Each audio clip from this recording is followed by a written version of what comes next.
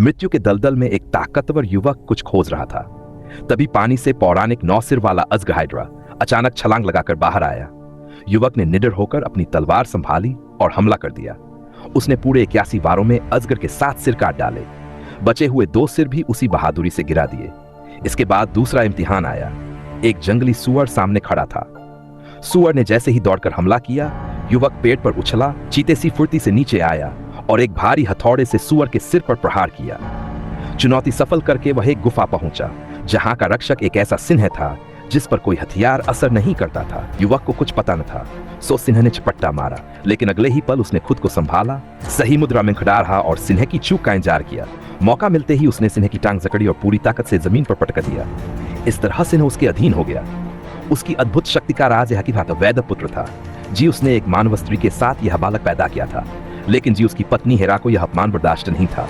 उसने अपनी आंखों से 2 अजगर छोड़कर बच्चे को मारने की साजिश की, मगर बच्चा आधा देव आधा इंसान यानी हेरक्लीज पैदाइशी तौर पर असाधारण था। उसने दोनों अजगरों को आसानी से मसल दिया। समय के साथ हेरक्लीज की ख्याति बढ़ती गई और वह एथेंस के राजा के बराबर सम्मानित होने लगा। मगर छोटे डो एयरपोर्ट के राजा को यह गवारा न था। उसने हेरक्लीज के जाम में जहर मिलाया और फिर 3 खूंखार कुत्ते उसकी पत्नी और बेटे पर छोड़ दिए, ताकि हेरक्लीज को लगे कि उसने खुद अपने परिवार को मार दिया है। इसी बहाने उसने हेरक्लीज को एथेंस से निर्वासित कर दिया। जिन बरसों वह निर्वासन में रहा, उसने अपने साथियों के साथ दुश्मनों पर एक के बाद एक विजय हासिल की। फिर एक दिन उसके भतीजे को समुद्री डाकुओं ने अगवा कर लिया और भयानक सजा देने की ठान ली।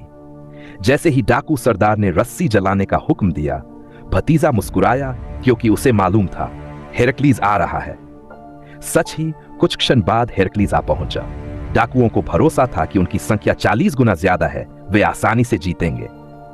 पर हेरक्लीज ने एक झटके में 5 डाकुओं को धराशायी कर दिया। सरदार ने शर्म से पूरी सेना को हमला करने का आदेश दिया। हेरक्लीज ने अपने साथियों को इशारा किया, किसी ने छिपकर तीर चलाए, किसी ने मृत्युदंती से वार किया और एक छोटा सा लेकिन खूंखार योद्धा कुल्हाड़ी घुमाते हुए नाचा। यह देख डाकू सरदार दंग रह गया। आखिर में एक डाकू सामने आया, पर उसके चेहरे के भाव ही हार बयां कर रहे थे। वह अचानक देर हो गया। दरअसल हेरक्लीज पहले ही उसे घायल कर चुका था। जलती रस्सी बस पल भर की दूरी पर थी। तभी हेरक्लीज ने लपककर उसे बचा लिया। कृतज्ञता में भतीजे ने सभी को सराय में बुलाया। हेरक्लीज मशहूर था, लोग उससे मिलने उमड़ पड़े। बातें चल ही रही थी कि कुछ सिपाही भीतर आए। दरअसल राज्य की राजकुमारी पधारी थी। अब आगे क्या होगा, इसका पता हमें अगली कड़ी में चलेगा।